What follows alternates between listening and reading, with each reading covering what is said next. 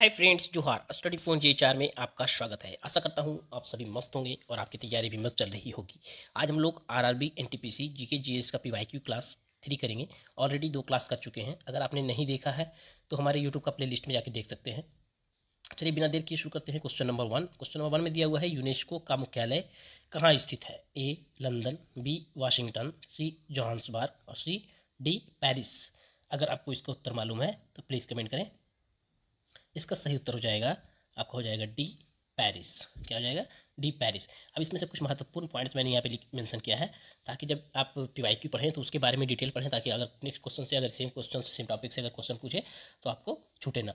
देखिए यहाँ पे क्या दिया हुआ है, यूनेस्को का फुल फॉर्म दिया हुआ है। यूनेस्को का अर्थ होता है संयुक्त राज्य शैक्षिक वैज्ञानिक एवं सांस्कृतिक संगठन, ये हो गया हिंदी में।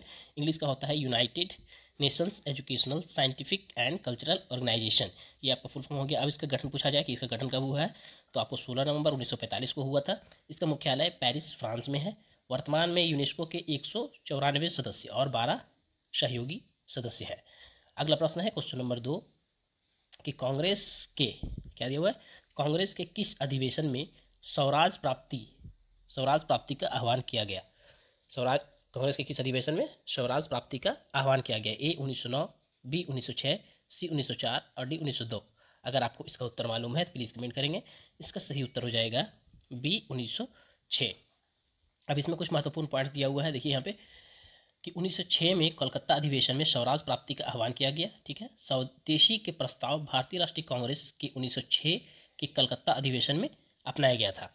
1906 में कांग्रेस में कलकत्ता अधिवेशन में दादा भाई नौरोजी ने स्वराज को राष्ट्रीय मांग का रूप में रखा।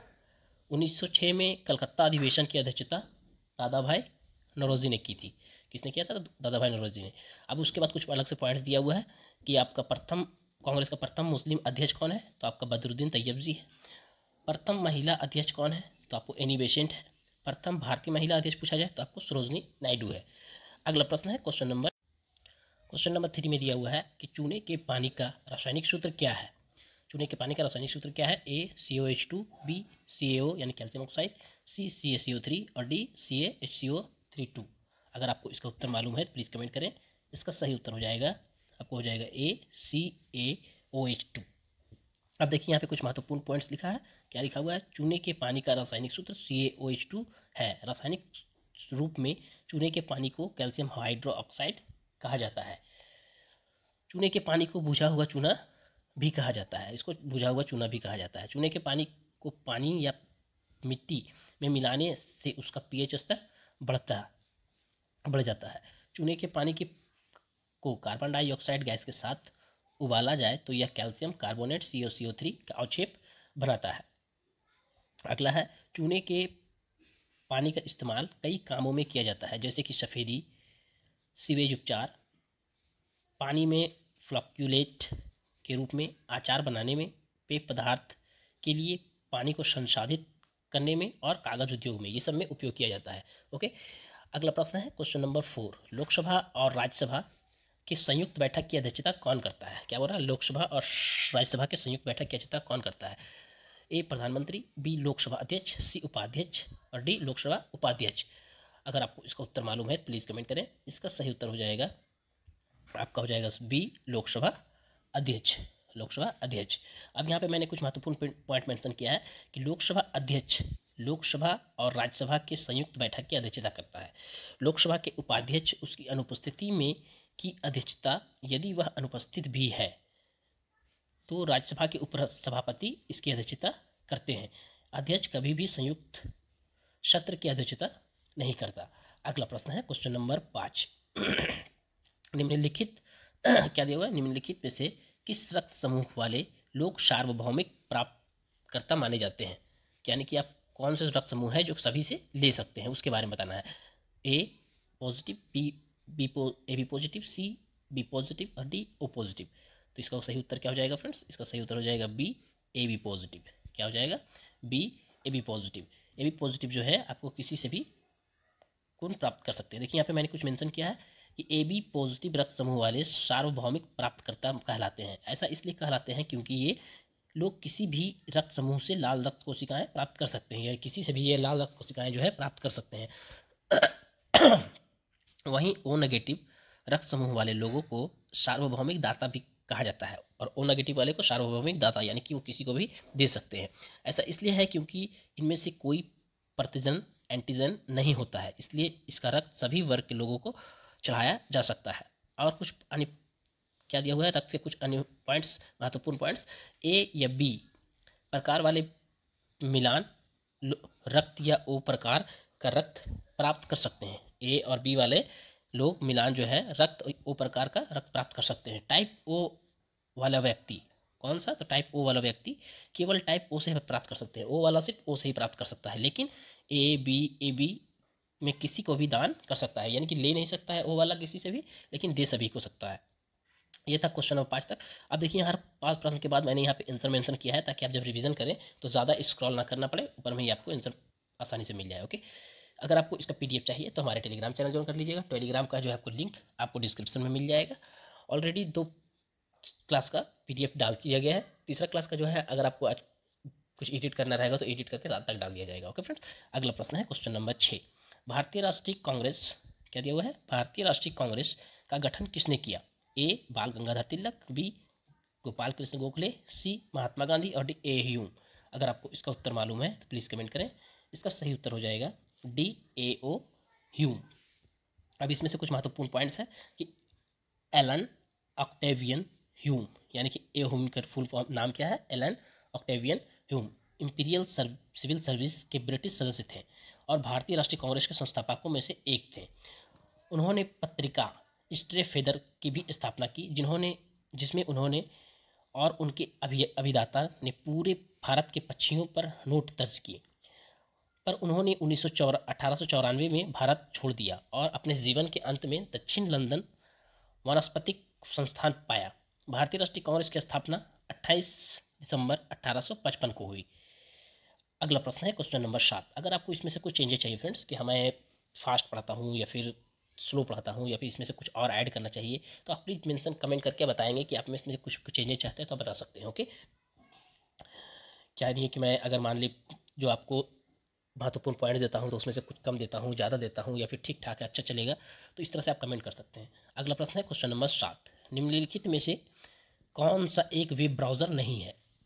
क्या बोल रहा है, इसमें से कौन सा एक वेब ब्राउज़र नहीं है? ए opera, B Facebook, C Google Chrome और डी मोजिला फायरफॉक्स। इसमें से कौन सा जो है एक वेब ब्राउज़र नहीं है? तो आप लोग सभी यूज करते होंगे तो आपको मालूम होगा फ्रेंड्स। तो इसमें से कौन सा वेब ब्राउज़र नहीं है, तो आपको बी फेसबुक जो है आपका एक वेब ब्राउज़र नहीं है, ये एक सोशल मीडिया साइट है। ओके, बाकी ओपेरा आपको वेब ब्राउज़र है, गूगल क्रोम ये सब आपको वेब ब्राउज़र है। ओके, अगला प्रश्न है क्वेश्चन नंबर 8। भारतीय संविधान में स्वतंत्रता, समानता और बंधुत्व की अवधारणा किस देश से ली गई? भारतीय संविधान में स्वतंत्रता, समानता और बंधुत्व की अवधारणा किस देश से ली गई? A Japan, B France, C Soviet संघ और डी ब्रिटेन। अगर आपको इसका उत्तर मालूम है तो प्लीज़ कमेंट करेंगे। इसका सही उत्तर हो जाएगा आपको हो जाएगा बी फ्रांस। किससे लिया गया है, तो बी फ्रांस से लिया गया है। देखिए यहाँ पे कुछ महत्वपूर्ण पॉइंट्स दिया हुआ है, कहीं कहीं हो सकता है कि पॉइंट्स अगर ज़्यादा भी रहे तो आपसे पढ़ लेंगे तो उसमें से आपको याद रहेगा। ओके, आपको सब चीज़ याद करने की जरूरत नहीं है, आप पढ़ लेंगे बढ़िया से तो याद हो जाएगा। क्या दिया हुआ है, भारतीय संविधान में स्वतंत्रता, समानता और बंधुत्व की अवधारणा फ्रांस में ली गई है। ये तीनों सब फ्रांसीसी गणराज्य का आदर्श वाक्य है और पुनर्जागरण के कुछ सबसे अहम विचारों में से एक है। फ्रेंच में इन्हें लिबर्टे, एगिलिटे और फ्रेटर्निटे कहते हैं। क्या दिया हुआ है कि भारत के संविधान का अनुच्छेद 21 1950 प्रदान करता है, किसी भी व्यक्ति को उसके जीवन या व्यक्तिगत स्वतंत्रता से कानून द्वारा स्थापित प्रक्रिया के अनुसार ही वंचित नहीं किया जाएगा। आगे दिया हुआ है अनुच्छेद 14 में दिया हुआ है कानून के समक्ष समानता। राज्य भारत के राज्य क्षेत्र के भीतर किसी व्यक्ति को कानून के समक्ष समानता या कानून के समानता संरक्षण से वंचित नहीं करेगा। ओके, उसके बाद दिया हुआ है कि बंधुत्व से तात्पर्य भाईचारे की भावना और देश के लोगों के बीच अपनेपन की भावना से है। उसके बाद कुछ और पॉइंट्स दिया हुआ है कि कौन सी जो है कहाँ से लिया गया है, जैसे मौलिक अधिकार यूएसए से लिया गया है, नागरिकता ब्रिटेन से लिया गया है, संशोधन दक्षिण अफ्रीका से लिया गया है, प्रस्तावना यूएसए से लिया गया है और संयुक्त बैठक आपको ऑस्ट्रेलिया से लिया गया है। ये सब था कुछ महत्वपूर्ण points friends. Okay, question number 9 में दिया हुआ है, क्या दिया हुआ है क्वेश्चन नंबर 9 में कि जीएसटी किस तरह का कर है। जीएसटी किस तरह का कर है? ए मूल्य वर्धित कर, बी अप्रत्यक्ष कर, सी प्रत्यक्ष कर और डी आयकर। अगर आपको इसका उत्तर मालूम है प्लीज़ कमेंट करें। इसका सही उत्तर हो जाएगा बी अप्रत्यक्ष कर।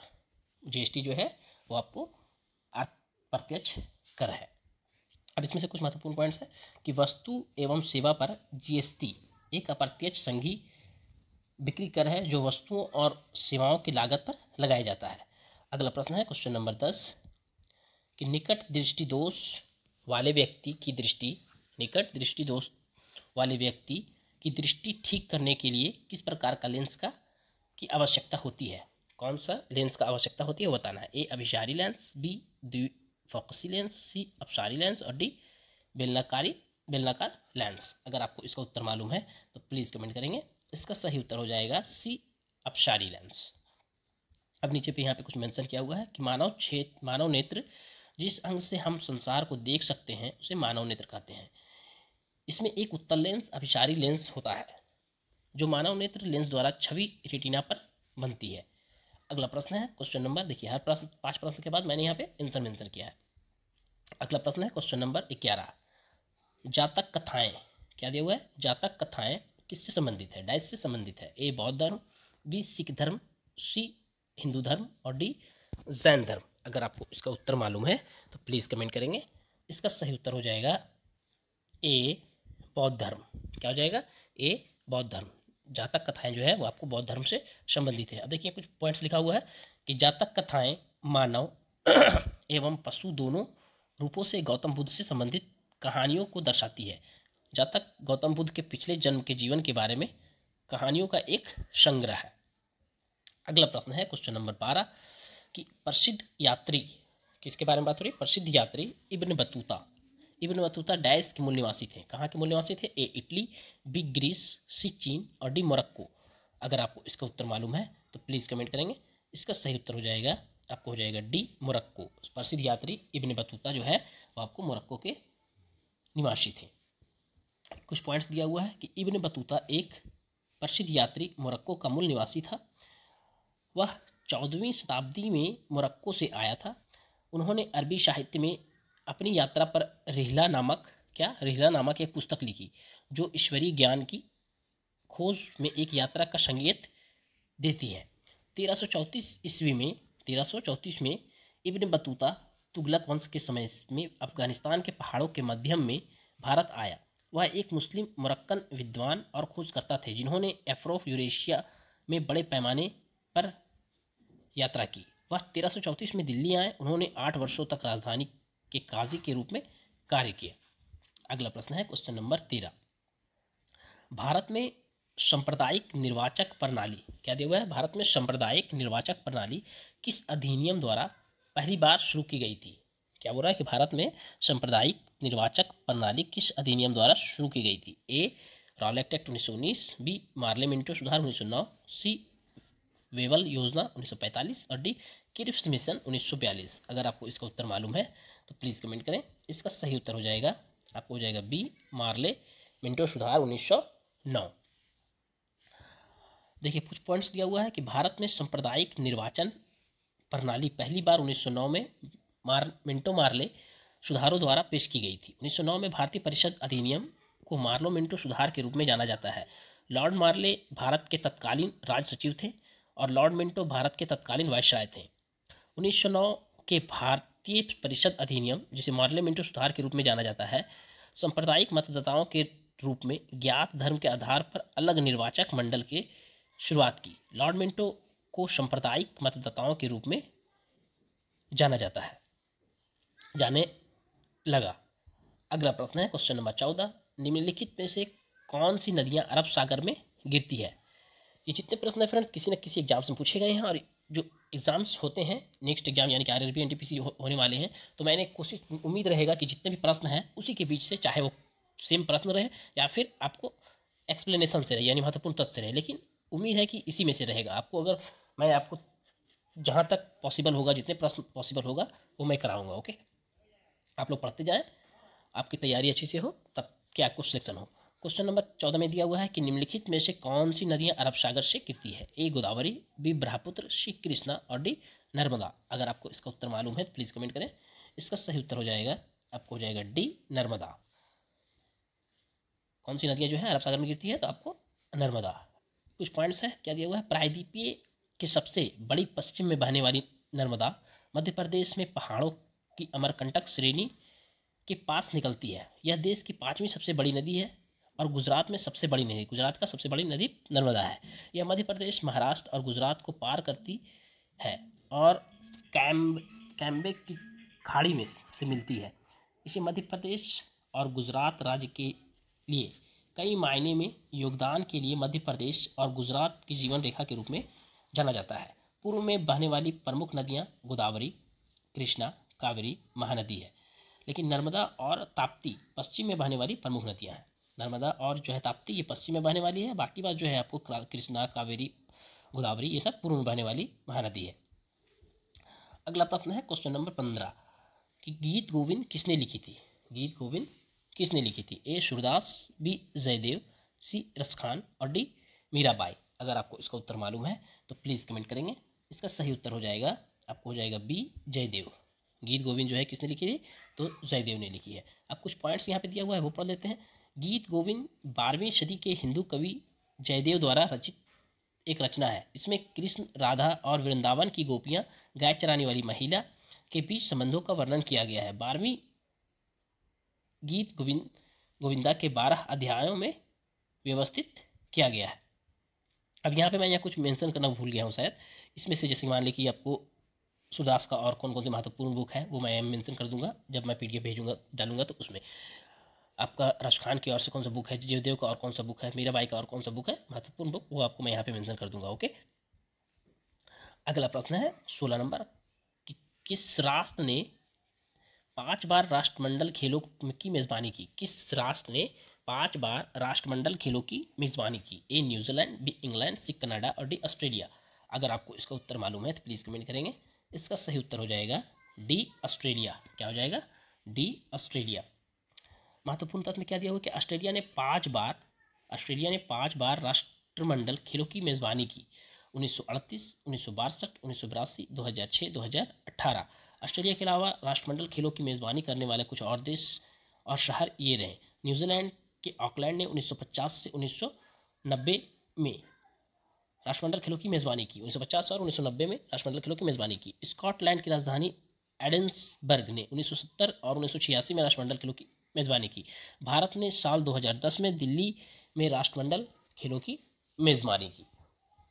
उसके बाद दिया हुआ है कि राष्ट्रमंडल खेल ओलंपिक और एशियाड खेलों के बाद तीसरा सबसे बड़ा बहु खेल आयोजन है। इन खेलों में आमतौर पर करीबन 70 देश और पूर्ववर्ती ब्रिटिश साम्राज्य के क्षेत्र हिस्सा लेते हैं। ब्रिटिश साम्राज्य राष्ट्रमंडल खेलों के प्रमुख होते हैं। अगला प्रश्न दिया हुआ है, इसमें से एक चीज़ आपको मैंने यहाँ मेंशन किया भूल गए और आप कमेंट करके बताएंगे इसका आंसर कि अब अगला जो है अगला जो है खेल ये है आपको कहाँ होने वाला है, अगला राष्ट्रमंडल खेल कहाँ होने वाला है वो बताएंगे। ओके, अगला प्रश्न है क्वेश्चन नंबर 17। भारत के निम्नलिखित में से किस वायसराय ने निर्वाचित स्थानीय सरकारी निकाय बनाने की पहल की थी? क्या हो रहा है कि भारत के निम्नलिखित में से किस वायसराय ने निर्वाचित स्थानीय सरकारी निकाय बनाने की पहल की थी? A Lord Ripon, B Lord Irwin, C Lord Wavell और डी लॉर्ड रीडिंग। अगर आपको इसका उत्तर मालूम है तो प्लीज़ कमेंट करें। इसका सही उत्तर हो जाएगा, आपका हो जाएगा ए लॉर्ड रिपन। क्या हो जाएगा? ए लॉर्ड रिपन। कुछ पॉइंट्स दिया हुआ है, देखिए लॉर्ड रिपन भारत के वायसराय थे जिन्होंने निर्वाचित स्थानीय सरकारी निकाय बनाने की पहल की। स्थानीय सरकार गांव और जिला स्तर पर सरकार है। यह 1992 में भारत के संविधान के 74वें संशोधन था जिसने नगरपालिका और या स्थानीय सरकार के संवैधानिक वैधता प्रदान की। अब यहाँ पे कुछ और पॉइंट्स दिया हुआ है कि कुछ महत्वपूर्ण गवर्नर्स और वायसराय और उनकी महत्वपूर्ण घटनाएं। देखिए यहाँ पे क्या है, गवर्नर्स दिया हुआ है वारेन हेस्टिंग्स। क्या दिया हुआ है घटनाएं? 1753 में विनिमय अधिनियम हुआ था। फिर उसके बाद चार्ल्स विलिंगसन द्वारा भगवत गीता की अंग्रेजी अनुवाद हुआ था। उसके बाद दिया हुआ है मार्कस वेलेस्ली, उसके बारे में क्या घटना हुई है, तो सहायक संधि का परिचय 1798 में हुआ। फिर है लॉर्ड मिंटो, तो 1813 में चार्टर्ड अधिनियम हुआ। लॉर्ड विलियम बेंटिक, बंगाल के सती विनियम 1829 और अंग्रेजी शिक्षा अधिनियम 1835, ये आपको गवर्नर्स हैं और इसके द्वारा घटनाएं हुई है वो बताया गया है।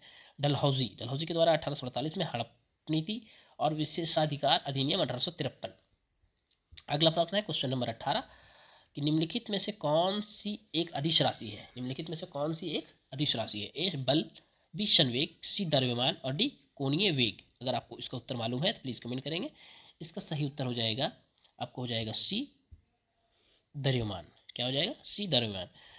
कुछ पॉइंट्स दिया हुआ है यहाँ पे, क्या दिया हुआ है कि अदिश राशि या स्कॉलर राशि वे राशियाँ होती है जिसमें केवल परिणाम होता है, जिसमें केवल परिणाम होता है, कोई दिशा नहीं होती है। अदिश राशियाँ के कुछ उदाहरण हैं, अदिश राशियों के कुछ उदाहरण कौन कौन सा है, जैसे द्रव्यमान, गति, दूरी, आयतन, तापमान, चाल, घनत्व, समय, विद्युत धारा और कार्य।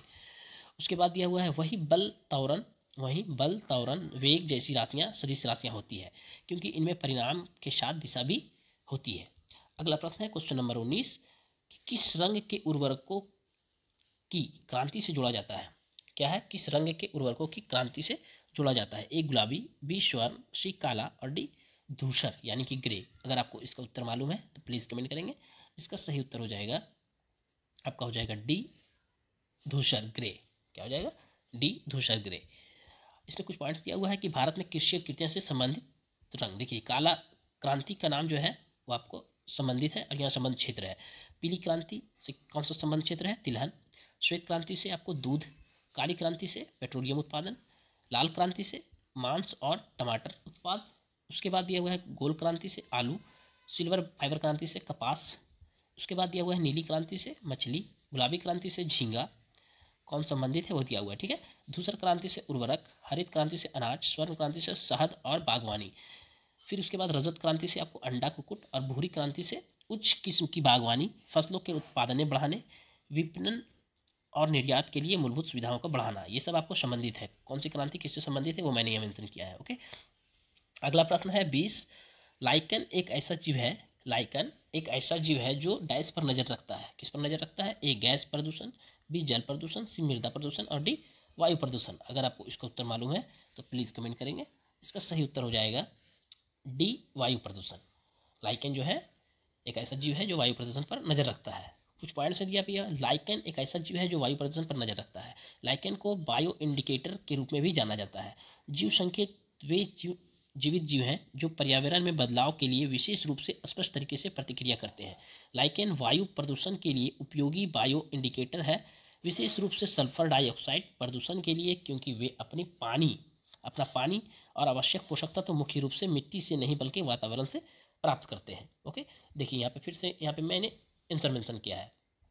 अगला प्रश्न है क्वेश्चन नंबर 21 कि निम्नलिखित में से किस संशोधन द्वारा नागरिकों के मौलिक कर्तव्यों को भारतीय संविधान में जोड़ा गया है। क्या बोला कि निम्नलिखित में से किस संशोधन द्वारा नागरिकों के मौलिक कर्तव्यों को भारतीय संविधान में जोड़ा गया है। ए 42वां संशोधन, बी 44वां संशोधन, सी 46वां संशोधन और डी 51वां संशोधन। अगर आपको इसका उत्तर मालूम है तो प्लीज़ कमेंट करेंगे। इसका सही उत्तर हो जाएगा ए 42वां संशोधन। क्या हो जाएगा, ए 42वां संशोधन।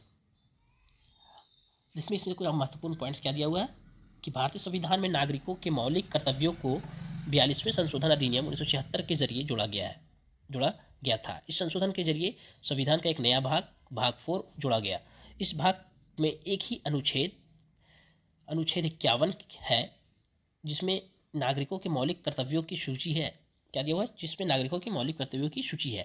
शुरुआत के स्वर्ण सिंह समिति ने 8 मौलिक कर्तव्यों को सुझाव दिया। शुरुआत में स्वर्ण सिंह ने 8 मौलिक कर्तव्यों की सुझाव दिया। 42वें संशोधन अधिनियम के जरिए इस सूची को बढ़ाकर 10 कर दिया गया।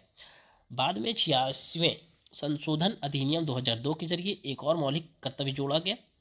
इस तरह फिलहाल संविधान के नागरिक के 11 मौलिक कर्तव्य हैं। कितना मौलिक कर्तव्य हैं, तो 11 है। मौलिक कर्तव्यों को तत्कालीन सोवियत संघ के संविधान से प्रेरित किया गया था।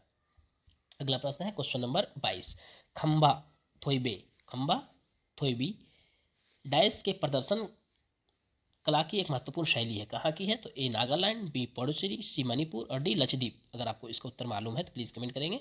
इसका सही उत्तर हो जाएगा सी मणिपुर। क्या हो जाएगा? सी मणिपुर। अब यहाँ पे कुछ महत्वपूर्ण पॉइंट्स है। खम्बा थोइबे, क्या दिया हुआ है? थोइबी कहाँ का है? तो खम्बा थोइबी मोइरांग एक लोक नृत्य है और मणिपुर का प्राचीन राज्य था। मणिपुर के लोगों को मानना था कि नृत्य पहली बार खम्बा मणिपुरी पौराणिक कथाओं में से एक नायक और प्रेमी थोइबी द्वारा किया गया था, जो मोइरंग की राजधानी थी। यह डांस खम्बा और थोइबी कपल की खूबसूरत लव स्टोरी पर बेस्ड है। क्या है? बेस्ड है। इस नृत्य को करने के लिए पुरुष नर्तक अपने सहयोगियों के नर्तक के मैदान में उठाते हैं और महिला नर्तकियाँ अपने हाथों में रंगीन कपड़े और फूलों के साथ खुद को सजाती है। उसके बाद देखिए महत्वपूर्ण मणिपुर का और भी कुछ नृत्य हैं जो महत्वपूर्ण है, जैसे रासलीला, जागोई, चोलम, थांगता। उसके बाद नागालैंड का अलियट्टू, मोडसे, अगू सिटकुकला, सदल कैकई, चंगई नृत्य, कुकी नृत्य, लेशलपटू, खम्बालिम, मयूर नृत्य, रेंगमा, मनोआशो, सिच्चा और कुकाई कुचो। ये सब क्या है? आपको नागालैंड का। उसी तरह से आपको पुडुचेरी का एक प्रमुख नृत्य, लोक नृत्य क्या है? गर्दी। क्या है? गर्दी। यह नृत्य हिंदू महाकाव्य रामायण से जुड़ा हुआ है। रामायण के मुताबिक जब राम ने रावण को हराया था तब वानरों से उनकी जीत का जश्न मनाने के लिए गर्दी नृत्य किया गया था। यह नृत्य पुडुचेरी विलुनर मंदिर में किया जाता है। लक्षद्वीप का जो है कुछ महत्वपूर्ण पॉइंट्स क्या, यानी कि क्या दिया हुआ लोक नृत्य? कोलकाली, लावा और परिचकली। अगला प्रश्न है क्वेश्चन नंबर 23 कि 1857 के विद्रोह के दौरान भारत में ब्रिटिश महिलाओं को समर्पित पेंटिंग इन मेमोरियम किसने चित्रित किया था? क्या दिया हुआ है? इन मेमोरियम किसने चित्रित किया था वो बताना है 1857 के विद्रोह में। ए थॉमस जॉन्स बर्कर, बी जॉन टेनियल, सी जोसेफ नोएल पैटर्न और डी फेलिस बीटो। अगर आपको इसका उत्तर मालूम है तो प्लीज़ कमेंट करेंगे। इसका सही उत्तर हो जाएगा सी। क्या हो जाएगा फ्रेंड्स? सी जोसेफ नोएल पैटर्न। इसमें पॉइंट्स क्या दिया हुआ है? जोसेफ नोएल पैटर्न ने 1857 के विद्रोह के दौरान भारत में ब्रिटिश महिलाओं को समर्पित एक पेंटिंग इन मेमोरियम को चित्रित किया। Sir Joseph Noel pattern FRSA एक स्कॉटिश कलाकार, चित्रकार या मूर्तिकार थे। यह एक कवि भी थे। यह स्कॉटिश लोक कथाओं और सेल्टिक किंवदंतियों में उनकी रुचि और ज्ञान था। अगला प्रश्न है क्वेश्चन नंबर 24। 5-6 प्रश्न और है फ्रेंड्स। ओके। अर्निक मैके, क्या दिया हुआ है? अर्नेस्ट मैके द्वारा पुरातात्विक खुदाई के बारे में लिखी गई पुस्तक का नाम क्या है? अर्नेस्ट मैके द्वारा पुरातात्विक खुदाई के बारे में लिखी गई पुस्तक का नाम क्या है? ए अर्ली इंड्स सिविलाइजेशन, बी दिया हुआ है डिपर एवेस्क्वेशन एट मोहनजोदड़ो और डी दिया हुआ है आर्कियोलॉजी ऑफ मोहनजोदड़ो और डी दिया हुआ है फर्दर एक्सवेशन एट मोहनजोदड़ो। अगर आपको इसका उत्तर मालूम है तो प्लीज़ कमेंट करेंगे। इसका सही उत्तर हो जाएगा D further excavation at Mohenjodaro. देखिए यहाँ कुछ पॉइंट्स दिया हुआ है कि फर्दर एक्सवेशन एट मोहनजोदड़ो पुरातात्विक उत्खनन के बारे में अर्नेस्ट मैके द्वारा लिखी गई पुस्तक के नाम है। यह पुस्तक मूल रूप से 1934 में प्रकाशित किया गया। कब? तो 1934 में। अन्य पुस्तक अर्नेस्ट मैके द्वारा लिखी गई जैसे देखिए चान्हू दारा उत्खनन, सिंधु सभ्यता, सेफर्ड किंग्स और प्राचीन गाजी वी किचहर, मोहनजोदाड़ो में आगे की खुदाई, ये भी लिखा हुआ है उसी के द्वारा। उसके बाद क्या हुआ है? मोहनजोदाड़ो की कुछ विशेषताएं, क्या दिया हुआ है? मोहनजोदाड़ो सिंधु सभ्यता का सबसे बड़ा स्थल है। मोहनजोदाड़ो जो है सिंधु सभ्यता का सबसे बड़ा स्थल है। मोहनजोदड़ो दुनिया का सबसे पुरानी प्रमुख शहर बस्ती था। अगला प्रश्न है क्वेश्चन नंबर 25। नेत्र लेंस की अत्यधिक वक्रता का कारण डैश होता है? क्या होता है? ए दूरदृष्टि दोष, बी वर्णाधता, सी मोतियाबिंद और डी निकट दृष्टि दोष। अगर आपको इसका उत्तर मालूम है तो प्लीज़ कमेंट करेंगे। इसका सही उत्तर हो जाएगा डी निकट दृष्टि दोष। नेत्र लेंस के अत्यधिक वक्रता के कारण निकट दृष्टि दोष होता है। कुछ पॉइंट दिया हुआ है। आँख के लेंस के अत्यधिक वक्रता निकट दृष्टि दोष की ओर ले जाती है। मायोपिया या निकट दृष्टि दोष तब होता है जब प्रतिबिंब उसकी सतह के बजाय रेटिना का ठीक सामने बनता है। यह तब होता है जब कॉर्निया या लेंस के नेत्र गोलक की लंबाई के लिए बहुत घुमावदार होता है। उसके बाद दिया हुआ है दृष्टि के मुख्य रूप से 3 सामान्य अपवर्तक दोष हैं, मायोपिया या निकट दृष्टि दोष, हाइपरमेट्रोपिया या दूरदर्शिता, और तीसरा जो है जरा दृष्टि दोष। आगे क्या दिया हुआ है कि निकट दृष्टि दोष को अवतल लेंस का उपयोग करके ठीक किया जा सकता है। निकट दृष्टि दोष को अवतल लेंस का उपयोग करके ठीक किया जा सकता है। उत्तल लेंस का उपयोग जरा दृष्टि दोष, दूर दृष्टि दोष का वाचाघात के इलाज के लिए किया जाता है। अगला प्रश्न है क्वेश्चन नंबर 26। 5 प्रश्न और है फ्रेंड्स। ओके, क्या दिया हुआ है कि श्रृंखला के प्रत्येक 1/4 का 4 प्रतिरोधों का उपयोग करके किया जा सकने वाला अधिकतम प्रतिरोध कितना है। श्रृंखला के प्रत्येक 1/4 का 4 प्रतिरोधों का उपयोग करके किया जा सकने वाला अधिकतम प्रतिरोध क्या है। डैश है ए 1/8, बी 1/4, सी 1 और डी 4। अगर आपको इसका उत्तर मालूम है तो प्लीज़ कमेंट करेंगे। इसका सही उत्तर हो जाएगा, क्या हो जाएगा, सी 1। क्या हो जाएगा, सी 1। अब कुछ पॉइंट दिया हुआ है कि प्रतिरोध किसी भी चालक का वह गुण जो उसमें से विद्युत धारा के प्रवाह का विरोध करता है, प्रतिरोध कहलाता है। इसे आर में से प्रदर्शित करते हैं और एसआई मात्रक ओम होता है। सुपर कंडक्टर्स को शून्य प्रतिरोध कहा जाता है। अगला प्रश्न है क्वेश्चन नंबर 27। माधवीकुट्टी, क्या दिया हुआ है, माधवीकुट्टी नामक कलम का प्रयोग किस प्रसिद्ध लेखक ने किया। ए नयनतारा सहगल, बी तोरूदत्त, सी कमलादास और डी बलमणि अम्मा। अगर आपको इसका उत्तर मालूम है प्लीज़ कमेंट करेंगे। इसका सही उत्तर हो जाएगा सी कमलादास। क्या हो जाएगा, सी कमलादास। इसमें कुछ पॉइंट दिया हुआ है। क्या दिया हुआ है, कमलादास को उनके एक समय के कलम नाम माधवकट्टी और विवाहित नाम से जाना जाता है। कमलादास अंग्रेजी एक भारतीय कवि होने के साथ केरल, भारत से मलयालम में एक लेखिका भी थी। कमलादास द्वारा लिखी गई कुछ पुस्तक हैं। क्या दिया हुआ है, 1976 में अल्फ़ाबेट ऑफ लस्ट, 2005 में वंदी कलकल उपन्यास है, 1996 में अट्टुकतिल लघु उपन्यास है। उसके बाद दिया हुआ है कि कमलादास को उनके साहित्य योगदान के लिए कई पुरस्कार मिले थे। कौन सा मिला था, तो 1963 में पेन एशियाई कविता पुरस्कार, 1968 में केरल साहित्य अकादमी पुरस्कार कहानी के लिए थानुपू के लिए मिला था, 1985 में केंद्र साहित्य अकादमी पुरस्कार अंग्रेजी संग्रहित कविताएं के लिए मिला था। उसके बाद है कमला दास को कुछ अन्य पुरस्कार मिला है। एजुथाइचन पुरस्कार 2002 में, 2006 में मिला है पुंततु वर्की पुरस्कार। अगला प्रश्न है क्वेश्चन नंबर 28। बेरी बेरी रोग किस विटामिन की कमी के कारण होता है। बेरी बेरी किस विटामिन की कमी के कारण होता है, तो A vitamin B1, vitamin B6, vitamin B3 और B12। अगर आपको इसका उत्तर मालूम है तो प्लीज़ कमेंट करेंगे। इसका सही उत्तर होता है बेरी बेरी जो है विटामिन ए की कमी से होता है, विटामिन 1 की कमी से होता है। तो उत्तर हो जाएगा ए विटामिन B1। कि क्या पॉइंट्स दिया हुआ है कि बेरी बेरी विटामिन B1 की कमी के कारण होने वाला एक बीमारी है जिसे थायमिन की कमी भी कहा जाता है। यह रोग 2 प्रकार का होता है, गीला बेरी बेरी और सूखा बेरी बेरी। गीला बेरी बेरी हृदय और संचार प्रणाली को प्रभावित करता है, बल्कि सूखा बेरी बेरी नसों को नुकसान पहुंचाती है और मांसपेशियों को शक्ति में कमी और अंततः मांसपेशी पक्षाघात हो सकती है। अगला प्रश्न है क्वेश्चन नंबर 29।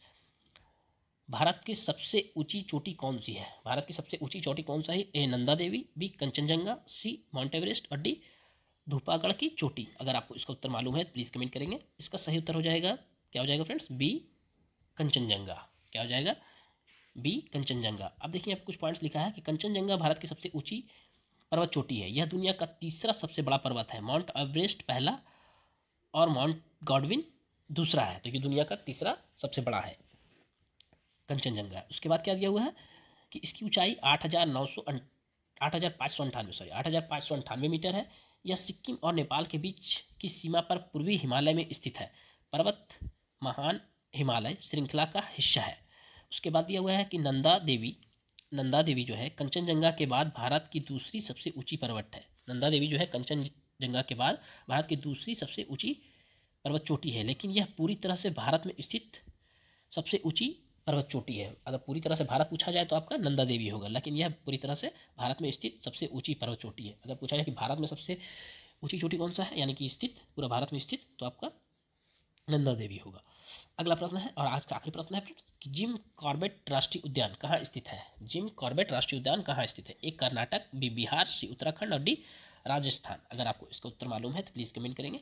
इसका सही उत्तर हो जाएगा सी उत्तराखंड। क्या हो जाएगा, सी उत्तराखंड में है। जिम कॉर्बेट राष्ट्रीय उद्यान कहाँ है, तो आपको उत्तराखंड में मिलेगा। जिम कॉर्बेट राष्ट्रीय उद्यान उत्तराखंड के नैनीताल जिले में है स्थित सबसे बड़ा टाइगर रिजर्व है। सबसे बड़ा टाइगर रिजर्व है। इसकी स्थापना 1936 में हुई थी। यह बड़ी संख्या में बाघों का घर होने के लिए प्रसिद्ध है, जो किसी भी भारतीय राष्ट्रीय उद्यान में सबसे अधिक है। पार्क 520 वर्ग किलोमीटर में फैला हुआ है और इसके पूरे क्षेत्र में पहाड़ियाँ, दलदली और शांत नदी के किनारे घास के मैदान और एक बड़ी झील शामिल है। यह भारत का सबसे पुराना और सबसे प्रतिष्ठित राष्ट्रीय उद्यान है। ये था आपको प्रश्न, आपको 30 प्रश्न, उसके बाद यहाँ पे मैंने मेंशन किया है। ओके फ्रेंड्स, अगर आपको इसका पीडीएफ चाहिए, जैसे लिखा हुआ है सेम आपको लिखा मिलेगा। अगर आपको इसका पीडीएफ चाहिए तो हमारे टेलीग्राम चैनल ज्वाइन कर लीजिएगा। टेलीग्राम का लिंक आपको डिस्क्रिप्शन में मिल जाएगा। ऑलरेडी 2 जो है क्लास का पीडीएफ डाल दिया गया है, चेक कर सकते हैं आप। ओके, तीसरा भी जो है आपको रात तक डाल दिया जाएगा। अगर आपको वीडियो अच्छा लगा और आप इस चैनल पर नए हैं तो प्लीज़ हमारे चैनल को सब्सक्राइब करें, वीडियो को लाइक करें, कमेंट करें, शेयर करें। Thank you friends.